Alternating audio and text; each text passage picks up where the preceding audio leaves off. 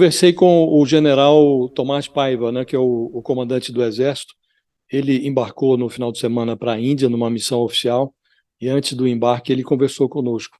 O general Paiva, ele está vivendo uma realidade paradoxal. Ele considera vital punir com muito rigor os militares envolvidos aí em crimes contra a democracia, em outras delinquências, mas ele alega que a legislação impõe dificuldades para conciliar o desejo com a prática. Ele conta, Fabíola, que não consegue desligar do Exército nem mesmo um capitão que foi preso em flagrante por tráfico de drogas e um tenente envolvido com sequestro relâmpago. Segundo o general, é mais fácil punir os militares indisciplinados do que os militares processados judicialmente por crimes graves.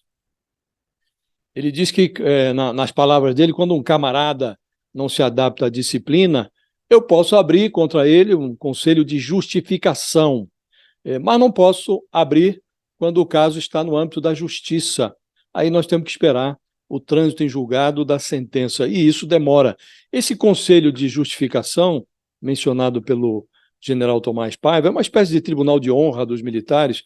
Nesse tribunal, tramitam processos administrativos que, no limite, podem resultar na expulsão de oficiais considerados indignos de integrar os quadros das Forças Armadas.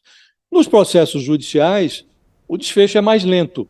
E se for condenado a penas superiores a 2 anos, segundo o general Tomás Paiva, aí o Ministério Público Militar ainda vai representar contra esse condenado, junto ao Tribunal Superior Militar, e o processo de expulsão pode demorar ainda mais 1 ano depois da sentença. Quer dizer, esses personagens que estão aí sendo inquiridos na CPI do golpe, ou processados no âmbito do Supremo Tribunal Federal, eles podem ser submetidos a um processo mais longo do que todos gostariam, Fabíola. E depois do final ainda tem este procedimento administrativo ali, o questionamento do Ministério Público Militar, e o caso vai ao TSM, ao STM, aliás, Superior Tribunal Militar. Só então vem o desfecho, né? E o Tomás Paiva disse que queria mandar embora esse capitão traficante, o tenente sequestrador, e ele não conseguiu. Não conseguiu fazer os desligamentos, porque, segundo ele, tem que esperar o trânsito em julgado. Esses 2 oficiais são de São Paulo. O traficante já foi condenado em primeira instância, está cumprindo prisão em regime semiaberto. O sequestrador tem a formação até na Academia Militar das Agulhas Negras e está preso ali na Polícia do Exército, mas o general não consegue colocar os 2 para fora. E o comandante do Exército revelou também, Fabíola, um certo desconforto com as aparições públicas do tenente-coronel Mauro Cid, o ex-ajudante de ordens do Bolsonaro, uniformizado. Ele disse que explicou até para o Lula que o uso do traje é um direito assegurado aos oficiais aí da ativa pelo Estatuto dos Militares. Ele contou que o sargento Jean Lawande Júnior, que trocou mensagens golpistas com o Mauro Cid, ele foi depor em trajes civis, mas ele pediu autorização antes. Veja você o paradoxo. Ele oficiou o Exército pedindo autorização para comparecer à CPI no mês passado, em trajes civis. Aí o general disse, eu rapidamente concedi a autorização. E ele faz uma comparação, Fabíola, que mostra o desconforto dele, do general Tomás. Ele diz que ele foi ajudante de ordens do Fernando Henrique Cardoso. E ele disse que interrompeu a atividade dele como ajudante de ordens durante a campanha à reeleição do Fernando Henrique. E naquela época, disse ele, quem trabalhava na ajudância de ordens tinha a orientação para não usar farda, para separar justamente os atos de Estado de eventos partidários. E ele lamentou que isso tudo tenha se misturado durante a gestão do Bolsonaro. Então, o Tomás Paiva disse, Fabíola, que tem ali uma grande preocupação de não cometer arbitrariedades. E acha que isso vai acabar ficando claro que isso não pode se confundir com passividade. Ele disse que sempre que pode age. Contou um episódio que eu não conhecia, acho que é inédito. Diz que, como comandante militar do Sudeste, ele puniu um oficial que postou nas redes sociais uma foto uniformizado num evento de campanha do Bolsonaro. Aí o general disse, ele pegou cadeia e ninguém ficou sabendo.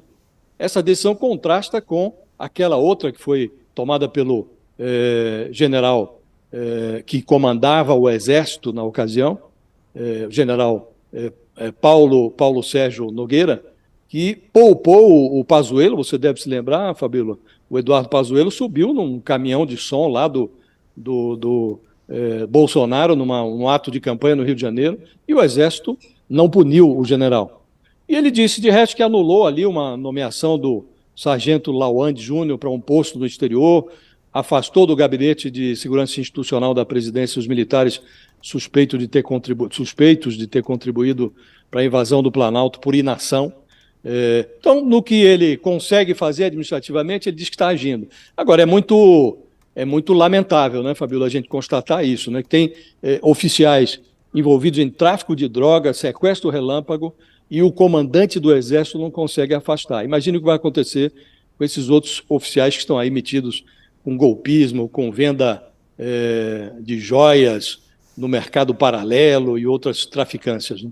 Muito interessante, Josias, essa sua apuração e conversa com o Tomás, e até complementa bastante aquela que você teve com o próprio ministro, né, José Múcio, em relação ao tratamento e como é que as coisas estão dentro dos quartéis. Hoje, a nossa manchete principal nesse momento, ela traz também uma discussão de como a CPI deve tratar os militares. Isso teremos oportunidade de conversar ao vivo com a própria senadora Elisiane. Mas eu até queria te ouvir sobre isso. Essa reportagem está muito boa aqui do UOL, que é do Felipe Pereira e da Gabriela Vinhal, falando como a CPI está sinalizando o tratamento aos militares golpistas.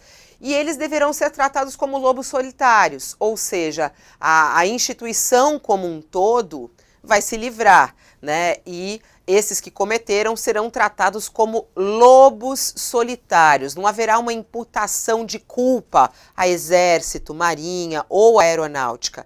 Militares que tomaram parte em atos golpistas serão acusados de agir por vontade própria, ou seja, sem o incentivo das Forças Armadas. É isso mesmo, ô Josias? Esse encaminhamento, se assim ocorrer, ele está correto? Não, não está correto não, Fabíola. Esse esforço da cúpula da CPI para individualizar as culpas dos militares golpistas é até salutar. Se as Forças Armadas fossem 100% feitas de golpistas, o Bolsonaro estaria no Planalto. A gente estaria lidando com outra natureza de problema. Mas a ideia da cúpula da CPI de tratar golpista fardado como lobo solitário é absurda